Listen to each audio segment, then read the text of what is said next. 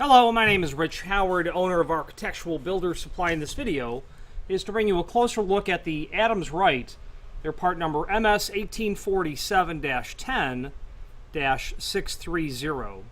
This is the deadlock for the ultra narrow style sliding doors, which would be appropriate for their 4189, 4190, 4430, 4431 series sliding lock sets. And the MS1847-10 is when you are purchasing the lock body only.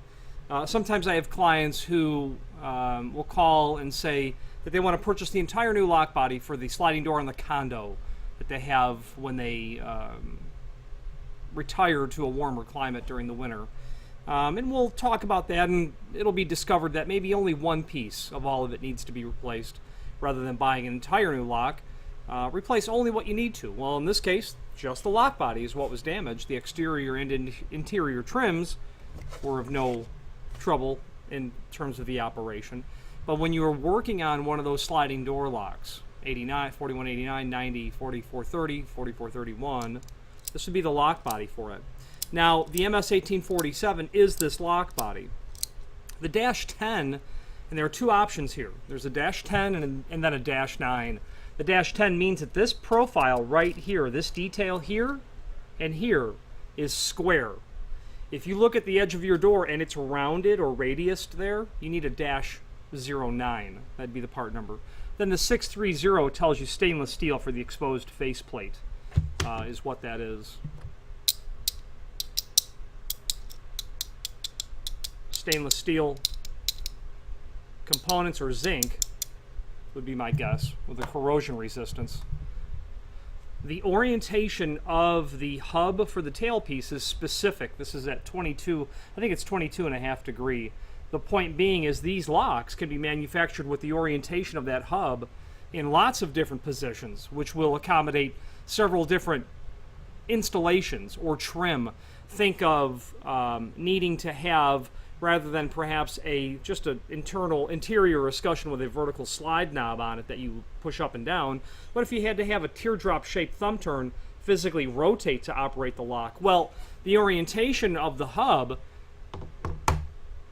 working in conjunction with the trim of the frame and how the door engages, you don't want to have to turn it towards the frame but then not be able to actually project it. So they would reposition that hub to move it so that you are, let's say, in the locked position perpendicular and then unlocked position parallel to the jamb, so, or whatever. I'm just making that up. That doesn't mean that's the way that works. But the point of it is, be mindful of the position of your hub. You're going to want it to look at about 22 degree is the bottom line. And as we scroll down in the video, I didn't recall that we had a table showing the position of all of that, and indeed it is 22.5 degree. You can see in that table, when you scroll down below this video, how those change in relationship, how the part number changes in relationship to the orientation of the hub and the treatment of the lock faceplate, square or radiused. Okay. There are several other links down below this video. One is called Data Sheet, and that's going to be the manufacturer's cut sheet of the item, allowing you to review what it would look like as if you were looking at the unit from within the catalog. Very typical and common information that's there. How to order is another document that's there. It's just the table from the bottom of the cut sheet. Part number, configuration table, orientation of the hub, and the treatment of the faceplate. The third is the template and installation instructions are there. Gives you dimensional properties of the unit, how to prep the door for it. It shows the 09 version, the radius. If you're doing square, obviously prep accordingly. Give you a couple of dimensional properties just to verify that the document is basically accurate. 4 1/32 of an inch overall height. Yeah, I'd say that would be accurate. Overall width, just heavy on 1/2 inch. Indeed. Overall depth, about 1 1/8 inches. So that document looks accurate. Screws are included to secure this to the edge of a hollow door, meaning an aluminum door. So, not wood is what I'm trying to say. The screws are attached to the mounting tabs you would remove those after making your face preparation.